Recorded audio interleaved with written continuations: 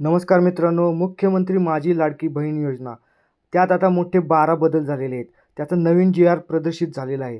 तर आपण या जी-आरमध्ये बघणार आहोत, नवविवाहित महिला फॉर्म भरू शकते का? पोस्टातील बँक खाते चालेल का? परराज्यात जन्म झालेल्या महिलेला कोणता पुरावा लागेल? लाईव्ह फोटो आता काढण्याची गरज नाही. असे 12 बदल झालेले आहेत. तर ते 12 बदल कोणकोणते आहेत ते आज आपण बघणार आहेत. तर पूर्वी चॅनलवर नवीन असाल तर चॅनलला सबस्क्राईब करा आणि असेच महत्त्वपूर्ण व्हिडिओ येत राहतील. व्हिडिओ सुरू करूया. मुख्यमंत्री माझी लाडकी बहीण या योजनेच्या अंमलबजावणीमध्ये सुधारणेसह व्याप्ती वाढवण्याबाबत असा हा दिनांक 12 जुलै 2024चा जी-आर आहे. तर या जी-आरचा शासन निर्णय जो काही झालेला आहे तो आता आपण बघूया. शासन निर्णय. मुख्यमंत्री माझी लाडकी बहीण या योजनेच्या अंमलबजावणी प्रभावीपणे व सुलभतेने होण्यासाठी खालील बाबींची स्पष्टता करण्यात येऊन त्यास मान्यता देण्यात येत आहे. तर कुटुंबाची व्याख्या काय केलेली आहे बघा. सदर योजनेसाठी कुटुंबाची व्याख्या खालीलप्रमाणे राहील. कुटुंब याचा अर्थ पती, पत्नी व त्याची अविवाहित मुले, मुली. तर कुटुंबाची व्याख्या सरकारने असे केलेली आहे, पती, पत्नी व त्याची अविवाहित मुले, मुली. हा पहिला मुद्दा झाला. दुसरा मुद्दा, नवविवाहित महिलेच्या बाबतीत तिचे नाव रेशन कार्डवर लगेच लागणे शक्य होत नाही. त्यामुळे विवाह नोंदणी प्रमाणपत्र असलेल्या अशा नवविवाहित महिलेच्या पतीचे रेशन कार्ड हे उत्पन्नाचा दाखला म्हणून ग्राह्य धरण्यात येईल. तर नवविवाहिता फॉर्म भरू शकते का? तर भरू शकते. तर तिचं जरी रेशन कार्डवर नाव नसलं तरी विवाह नोंदणी प्रमाणपत्र तिच्याकडे असेल तर ती आपल्या पतीचे रेशन कार्ड हाच उत्पन्नाचा दाखला म्हणून ग्राह्य धरण्यात यावा, असे गव्हर्नमेंटने जी-आरमध्ये नमूद केलेले आहे.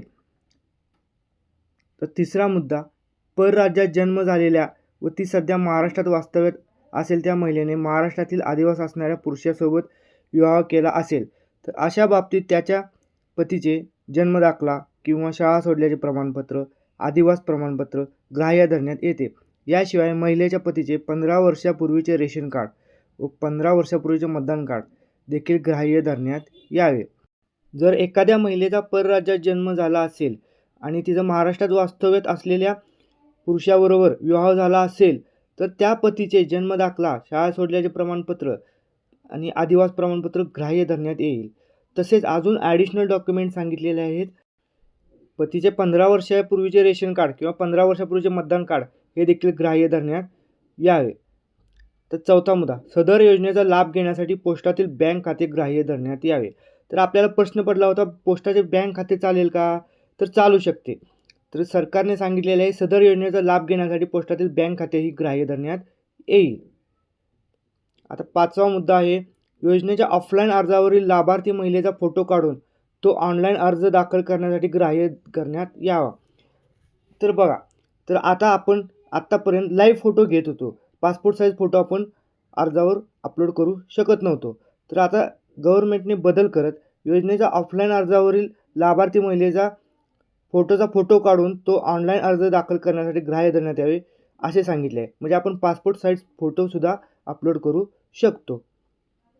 तर सहावा मुद्दा, सदर योजनेअंतर्गत नागरी व ग्रामीण भागातील बालवाडी सेविका, अंगणवाडी सेविका यांचे समूह संघटन, मदत कक्ष प्रमुख व आशा सेविका, सेतू सुविधा केंद्र व आपले सरकार सेवा केंद्र यांना पात्र महिलेचे अर्ज भरून घेण्यासाठी प्राधिकृत करण्यात येत आहे. तर अर्ज कोण कोण भरून घेऊ शकतं?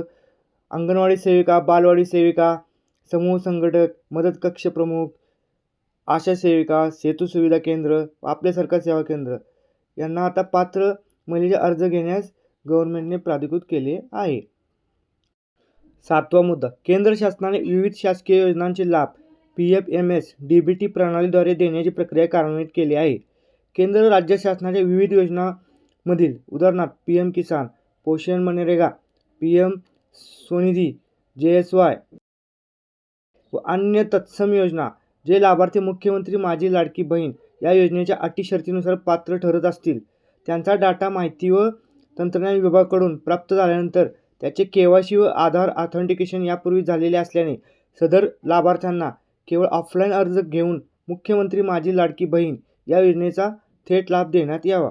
मात्र हे करीत असताना पात्र लाभार्थी महिलांकडून सदर योजनेचा अर्ज भरून घेण्यात यावा. तर सातव्या मुद्द्यामध्ये काय सांगितले, तर केंद्र शासनाद्वारे ज्या योजना आहेत PM किसान, पोषण मनरेगा, PM स्वनिधी, JSY अशा अन्य योजनेचा जे लाभार्थी आहेत आणि हे लाभार्थी जर मुख्यमंत्री माझी लाडकी बहीण या योजनेच्या पात्र ठरले तर अशांचा ऑफलाईन फॉर्म भरून घ्यायचा आहे. कारण की माहिती व तंत्रज्ञान विभागामार्फत त्यांचे KYC व आधार ऑथेंटिकेशन यापूर्वीच झालेले आहे. त्यामुळे या महिलांचा ऑफलाईन फॉर्म भरून घ्यायचा आहे. तर 8वा मुद्दा आहे गाव पातळीवर ग्रामसेवक, कृषी सहाय्यक, तलाठी, अंगणवाडी सेविका, आशा सेविका, ग्राम रोजगार सेवक व अन्य ग्रामस्तरीय कर्मचारी यांची ग्रामस्तरीय समिती स्थापन करण्यात यावी. सदर समितीचे संयोजक ग्रामसेवक व सदस्य सचिव अंगणवाडी सेविका राहतील. समितीने सदर योजनेसाठी गाव पातळीवर शिबिर आयोजित करून त्यामध्ये ऑनलाईन तसेच ऑफलाईन या दोन्ही पद्धतीने लाभार्थ्यांची नोंदणी करून यावी.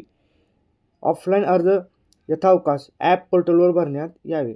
तर 8व्या मुद्द्यामध्ये काय सांगितले, गाव पातळीवरील ग्रामसेवक, कृषी सहाय्यक, तलाठी, अंगणवाडी सेविका, आशा सेविका, ग्राम रोजगार सेवक व अन्य ग्रामस्तरीय कर्मचारी यांची समिती स्थापन करायची आहे ग्रामस्तरीय. आणि सदर समितीचे संयोजक ग्रामसेवक व सदस्य सचिव अंगणवाडी सेविका राहतील. आणि समितीने गाव पातळीवर शिबिर आयोजित करून ऑफलाईन व ऑनलाईन या दोन्ही पद्धतीने फॉर्म भरायचे आहेत. आणि जे ऑफलाईन फॉर्म येतील ते ॲप व पोर्टलवर परत भरण्यात यावेत असे नमूद केलेले आहे. 9वा मुद्दा असा आहे, ग्रामस्तरीय समितीमार्फत अंतिम लाभार्थी महिलांची यादीचे प्रत्येक शनिवार व आवश्यकतेनुसार गाव पातळीवर वाचन करण्यात यावे. तसेच सदर यादी ग्रामपंचायत व अंगणवाडी केंद्र येथे प्रसिद्ध करण्यात यावी. सदर प्रसिद्ध करण्यात आलेली यादीवर हरकती प्राप्त झाल्यास त्यांचे निराकरण करण्यात यावे. तसेच द्विरुक्ती टाळण्यात यावी. 9व्या मुद्द्यामध्ये काय सांगितले, ग्रामस्तरीय समिती जी स्थापन केलेली आहे त्यांनी अंतिम महिलांची जी यादी आहे पात्र लाभार्थ्यांची ती दर शनिवारी आवश्यकतेनुसार गाव चळवळीवर वाचन करण्यात यावे. आणि तसेच ती यादी ग्रामपंचायत व अंगणवाडी केंद्र येथे प्रसिद्ध करण्यात यावी. आणि यावर ज्या काही हरकती येतील त्याचे निराकरण करावे आणि डुप्लिकेशन टाळण्यात यावे असे 9व्या मुद्द्यामध्ये सांगितले आहे. 10वा मुद्दा काय, शासन निर्णय दिनांक 5/7/2024 अन्वये मुख्यमंत्री माझी लाडकी बहीण या योजनेच्या अंमलबजावणीसाठी अ व ब वर्ग महानगरपालिकामध्ये वार्डस्तरीय संरचना असल्याने या महानगरपालिका क्षेत्राकरता तालुकास्तरीय समिती ऐवजी वार्डस्तरीय समिती गठीत करण्यात आली आहे. सदर समिती आता अ व ब वर्ग महानगरपालिकापुरती मर्यादित न राहता सर्व महानगरपालिका क्षेत्रात वार्डस्तरीय समिती गठीत करण्यात यावी. तर 10व्या मुद्द्यामध्ये काय सांगितले, मुख्यमंत्री माझी लाडकी बहीण या योजनेची अंमलबजावणीसाठी अ व ब वर्ग महानगरपालिका वार्डस्तरीय संरचना असल्याने महानगरपालिका क्षेत्राकरता तालुकास्तरीय समिती पहिली होती, आता ती वार्डस्तरीय समिती झालेली आहे, गठीत करण्यात आलेली आहे. त्यामुळे आता सदर समिती ही अ व ब वर्ग महानगरपालिकापुरता मर्यादित न राहता आता सर्व महानगरपालिका क्षेत्रात वार्डस्तरीय समित्या गठीत करण्यात आलेली आहे. 11वा मुद्दा काय, तालुका वार्डस्तरीय समितीमार्फत पात्र लाभार्थ्यांची निवड करून लाभार्थ्यांची अंतिम यादी प्रसिद्ध करावी. जिल्हास्तरीय समितीने तालुकास्तरीय समितीवर देखरेख व सहनियंत्रण ठेवण्यात यावे. तर ही तालुका वार्ड समितीतर्फे पात्र लाभार्थ्यांची यादी निवड करायची आहे आणि ती अंतिम यादी लाभार्थ्यांची प्रसिद्ध करायची आहे. तसेच त्यांना काय सांगितले, जिल्हास्तरीय समितीने तालुकास्तरीय समितीवर देखरेख व सहनियंत्रण ठेवण्यात यावे असे 11 मध्ये नमूद करण्यात आले आहे. 12वा मुद्दा काय आहे, नागरी व ग्रामीण भागातील बालवाडी सेविका, अंगणवाडी सेविका यांचे समूह संघटक, मदत कक्ष प्रमुख, आशा सेविका, सेतू सुविधा केंद्र, अंगणवाडी पर्यवेक्षिका, ग्रामसेवक व आपले सरकार सेवा केंद्र यांना लाभार्थ्यांची अंतिम यादी प्रसिद्ध झाल्यावर एकूण पात्र लाभार्थ्यांचे अर्ज सादर केल्याप्रमाणे आणि सदर ऑनलाईन ॲप पोर्टलवर प्रति यशस्वी पात्र लाभार्थ्यांची नोंद झाल्यावर ₹50 याप्रमाणे प्रोत्साहन भत्ता देण्यात यावा. नागरी व ग्रामीण भागातील बालवाडी सेविका, अंगणवाडी सेविका यांचे समूह संघटक, मदत कक्ष प्रमुख, आशा सेविका, सेतू सुविधा केंद्र, अंगणवाडी पर्यवेक्षिका, ग्रामसेवक व आपले सरकार सेवा केंद्र यांना लाभार्थ्यांची यादी प्रसिद्ध झाल्यावर जे पात्र लाभार्थी असतील त्याप्रमाणे त्यांना ₹50 प्रमाणे प्रोत्साहन भत्ता देण्यात यावा असे नमूद केलेले आहे. असा हा सदर शासन निर्णय दिनांक 11/7/2024 रोजीच्या मंत्रिमंडळाच्या बैठकीत घेतलेल्या निर्णयानुसार निर्गमित. असे मोठे 12 बदल होते. तर व्हिडिओ आवडला असेल तर व्हिडिओला लाईक करा, चॅनेलला सबस्क्राईब करा. असेच महत्त्वपूर्ण व्हिडिओ येत राहतील. धन्यवाद.